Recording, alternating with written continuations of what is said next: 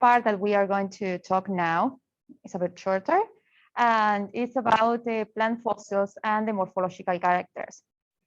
So basically, what can we score from our taxa?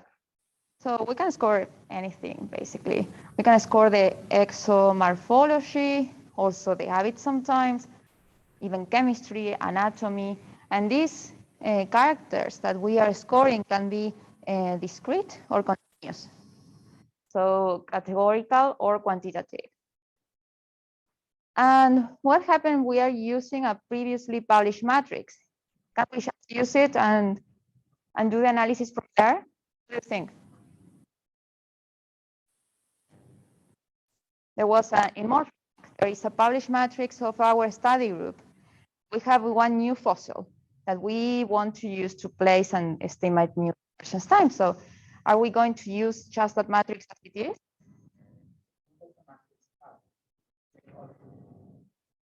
Oh, for example, this is some characters. It could be from one structure, I don't know, like length of the calyx lobes plus the size of the seed. It could be different structures according to what the set, what we want to score.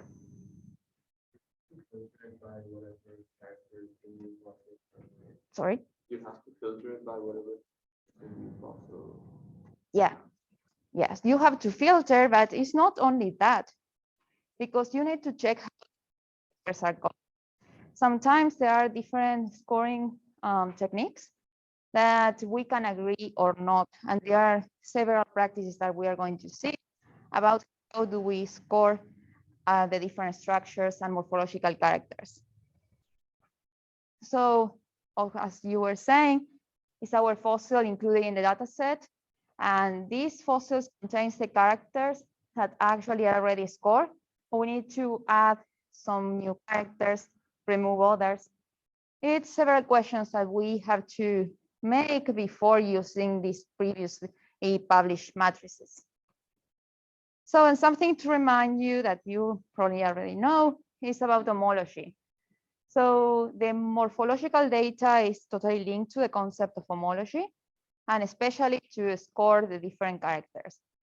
Because this homology is the similarity in the structures between the parts of different organisms due to the evolutionary differentiation from the same or a corresponding in a remote ancestor. And these homologous structures are those that are derived from the same structure in a. So that means that we can compare them. We can compare the characters that we are scoring if it's in homologous structures. So this homology could be based on 3 basic principles. The first one is position. For example, this position of different bones in different organisms are homologous each other, and we can codify, for example, score the length of each of the bones because we can assess the homology based on the position of them. Other example is the spatial similarity. This is an example of Lemiaceae, the leviates plants, because they all have these characteristic trichomes, the glandular ones, and a specific type. And in that way, that synapomorphism for the entire group, and we can assess that there is homology in that structure as well. Another example is serial homology, that is the homology between the repetitive structures in the same individual organisms as well. So about homology, so how do we apply this concept into the morphological matrix? And this morphological data set is a compilation of the homology hypothesis. So each character is an hypothesis about homology, and important is what are the right characters? How do we choose them? And that depends on our question, if it's just placement of the fossils, if it's just its divergence time estimation, and also depends on your taxa. So how is the variation as well? Yeah. characters should be like correlated, right? Like say, Yeah. for the size of the word. I don't know, it's not exact. But is there you correct for correlated characters or weight them? We're going to see about that. But only because when we have, like, the nature of the fossils is fragmentary, we have very few information, we want to extract everything, and we are scoring things in the same structure that probably they are correlated.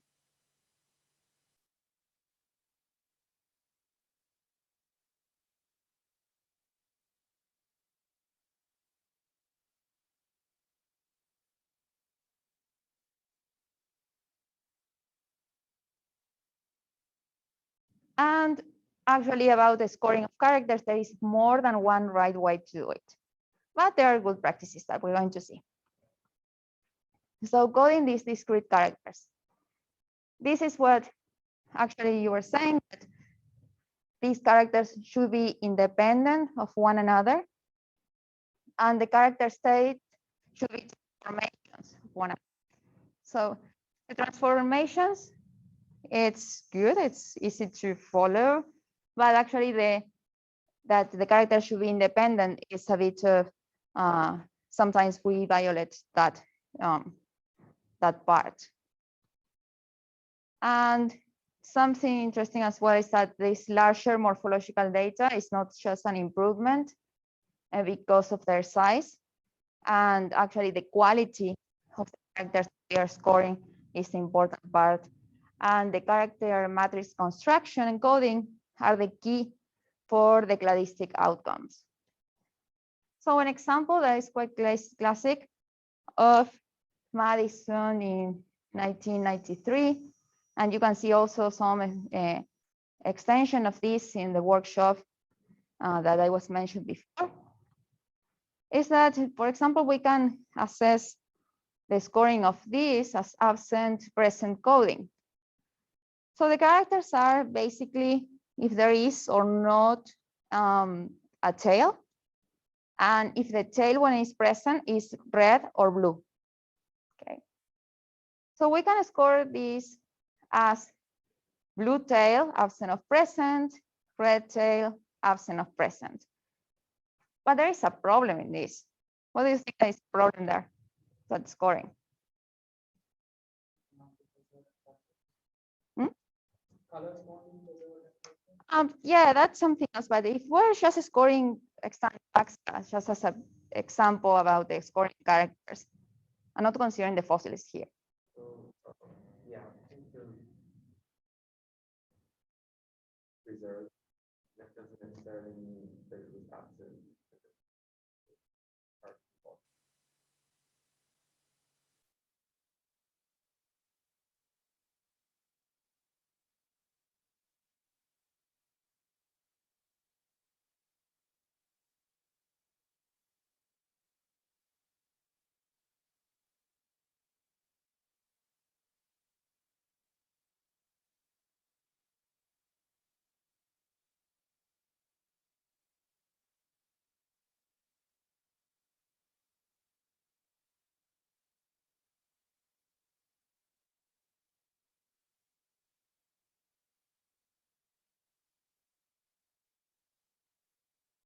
Of these characters, actually, because if the blue tail is present, of course that the red tail is going to be absent. There is dependence on those. And what happens if there is absence of the tail? It's going to be absent and absent, so there is more weight into the absent state. So that is the redundancy that I was saying that about absent, and the characters are dependent. So another way that is also absent present coding is about, another way to score it is tail absent of present, then blue tail absent of present, and red tail absent of present. So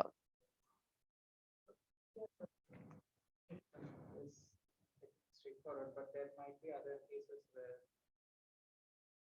if we are where the characters usually when the analysis, like I believe I don't know much anything else, but when we put the data through something like that, it automatically tells us which characters are correlated and which characters are not. So we don't have to worry too much. We can just include everything. Yeah, I mean, you can include everything and then do an analysis to see what is correlated or not. But there is some basic practice of coding like this that basically it cannot be done directly, or cannot put some more weight into a state, like we're saying absent. But usually, yes, we have to check then, especially for also the continuous traits, if there is correlations or not. So that's also something that we're going to see a bit. And yeah, so I was saying this example that is also absent present, but with 3 characters, again, are dependent, and also the absent, because if the tail is absent, of course, blue tail, red tail, everything is absent. So we're scoring absent three times, and we're putting more weight into that. Other way will be to say absent present of tail, and then tail color, absent blue and red. But what is happening here? Again, this weight increased in the absent state, and the characters are still dependent. So another way would be the multi-state coding instead of absent presence. And we can just have one single characters with tail absent, red or blue. But the problem here is that the relationship between the taxa with tails present is not very well captured. So it's better, but is still not entirely right to do it in that way. And also the multi-state character doesn't work if there are also other features, the tail that need to be scored. For example, if there is a long or a short tail. So this is kind of the summary of this paper, that you have like the absent, red and blue condition. So the way that you can do it is, it's called contingent coding. That actually you have like the tail absent of present. So you are considering like the relation between the extant taxa of the present of the tail. And then we have tail color, red and blue. So what happens if we don't have a tail? This is missing data. It's actually inapplicable data for the second character, but it's scored, as you can see here, as missing data with a question symbol.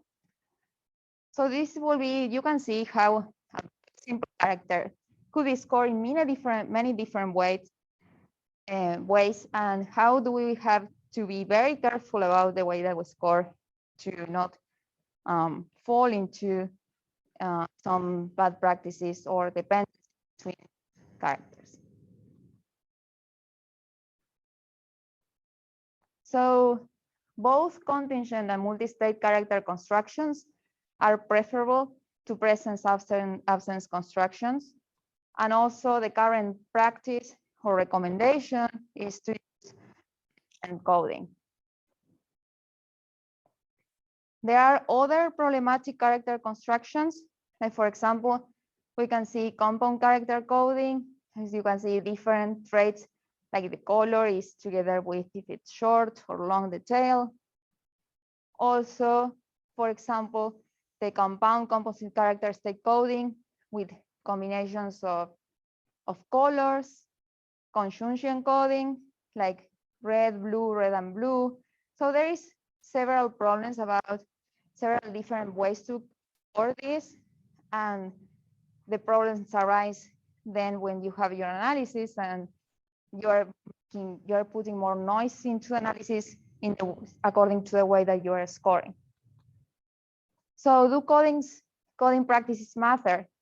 Well, nearly all published matrices actually they have some conventional way to score different characters, and 16% of the botanical matrix have this problem. The 29% of the characters in vertebrate and invertebrate matrices as well. And for example, in this work of 2017, they rescore characters of our original matrix for squamates and they obtain very different results.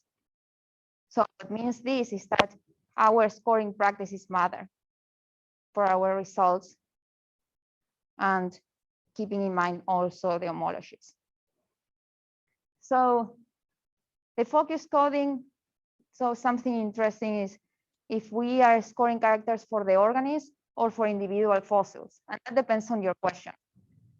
So if your question is about the placement of the fossil, you are going to score like mostly characters related to the fossil, and inference times, it will be something similar as well. But if you want to resolve the phylogenetic relationships between the extant taxa, also according to the morphological information, you will include much more characters than the ones in the fossil. So tips for matrix construction. If you're building off from other work, your matrices, you have to check the characters and rescore in cases of redundancy, in biases, and also according to the taxa that you want to add. As I said, adding or removing taxa means that we need to also revise the characters or the states, and you can explore your data. So there are methods that allows new ways to study the morphological evolution. And if you're building a new matrix, you can also use a software to help you to keep track of all the reference related to the scoring. Because probably you will say, oh, I can score in an Excel spreadsheet because I can have each taxa with a reference at the end, and that's it. But probably you're using different references, different vouchers for the different characters, because some have the seeds and others have the fruits. And in that way, you need to relate each of the characters, each of the states you are scoring to a different reference. And you cannot do that in Excel. So for that, there are different software. For example, Proteus, that is from the eFlower project by Erbesau Kit and collaborators. And it's designed to track everything, in particular like the original reference where the information was extracted, as well as who was the user who scored it, etc. And there is also Morphobank, that is a free open source project. It's a database of peer review matrices. So you can upload your matrix when it's already published, or also you can also build your matrix but keep it private, or you can download matrices from other works that were published. Okay, so here's an example. If we have time, I don't know. Okay, if for seed variation. So as you can see here, these are different seeds of the tomato family. This is one, this is another, this is another, this is another. And what continuous traits will you include here?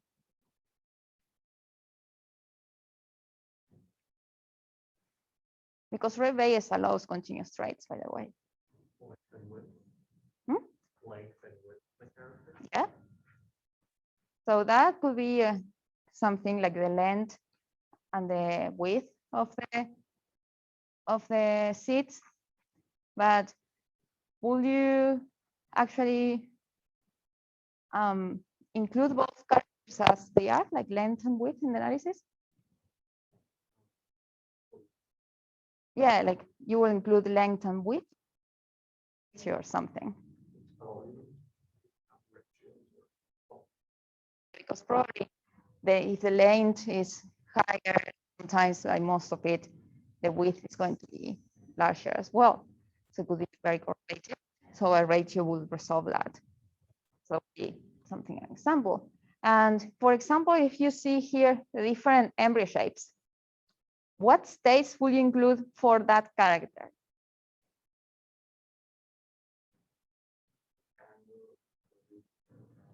As a continuous?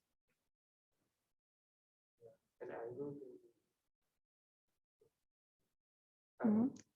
That's going to be very difficult to score. Also, sorry, I have a request from the people seems like if you speak louder, they can hear you. Your last question, please, right?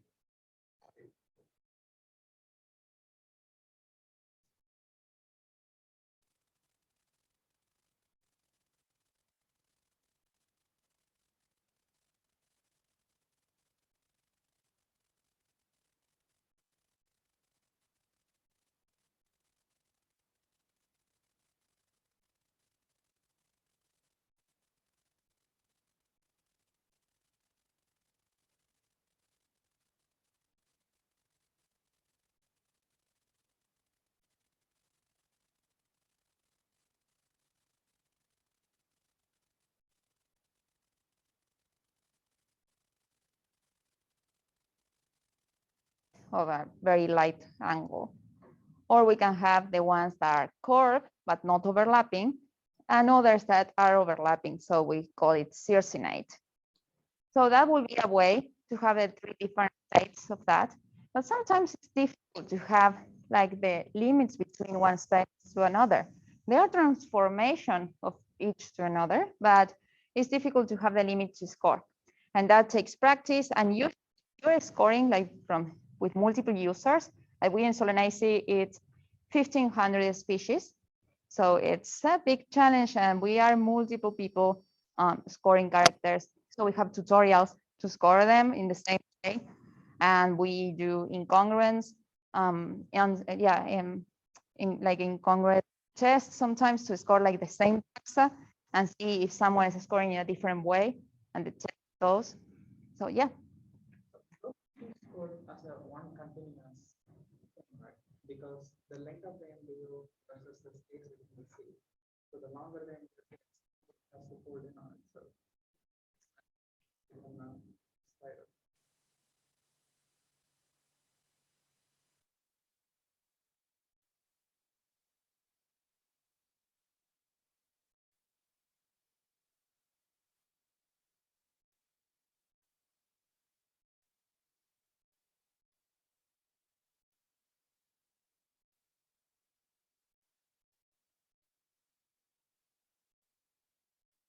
Compression of the seeds will be a good character. What do you think?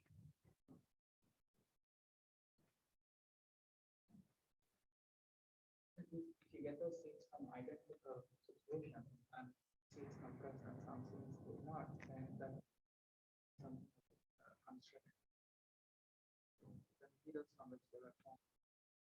Yeah, exactly. If we have like in a third state, like in all the same state, and also the fossil seeds, so it could be very useful because in this group that I didn't say, there is a huge variation between like the angle seeds and three-dimensional ones to the entirely compressed two-dimensional seeds. And that we are testing now if it's related to it, but that's something else. And what other discrete characters will you score here?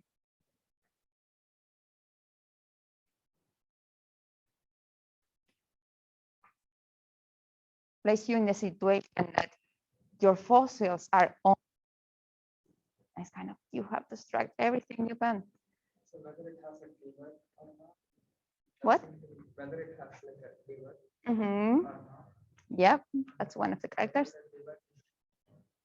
do not know if that's like, there are two seeds which are smooth, and then there is one that's like pretty sharp, like a peach.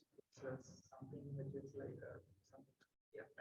You mean like this notch here? Yes. Yes, because we have that character actually. Yeah, the presence absence of And notch. the angle is really sharp. Here The or here? the one below. Here. Yeah. It might be continuous. Yeah, but difficult to score that. Yeah. Especially we have many people. Yeah, that's a good one. Yeah, so as you can see here, you have information on the testal cells. So these testal cells could be very like the walls, the testal cell walls could be stretched or I cannot word like the testal cells in the middle can be all well, yeah, orientated or Yes, with that kind of particular shape. So that's another character. How are the test dorsal walls?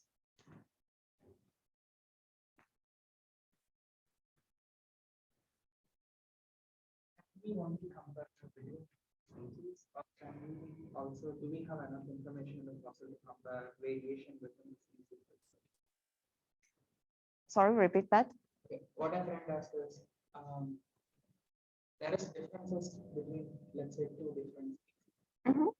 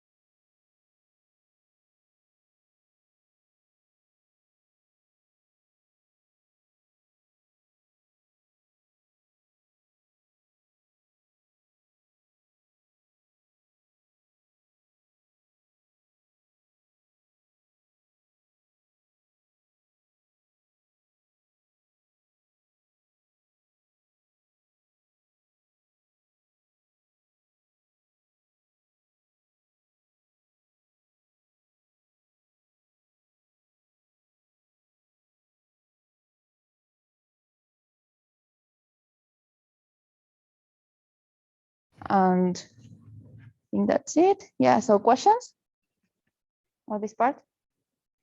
Yeah. Did you stop recording? Did you stop?